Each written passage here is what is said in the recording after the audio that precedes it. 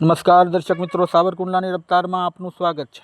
અમરેલી જિલ્લાના રાજુલા પાસે Somnath national highway પર એક ટેન્કરમાં આગ લાગવાના સમાચારો મળી રહ્યા છે। પ્રાપ્ત વિગત અનુસાર રાજુલાના છતડિયા ગામ નજીક ડીઝલ ભરેલા ટેન્કરમાં વિકરાળ આગ લાગેલી છે। આ આગના લીધે આજુબાજુના વિસ્તારના લોકો જ્યાં સ્થળ પર એકઠા થઈ ગયેલ છે અને ટેન્કરમાં આગ લાગતા હાઈવેના બંને સાઈડની વાહનોમાં લાંબી કતારો લાગી ગયેલ।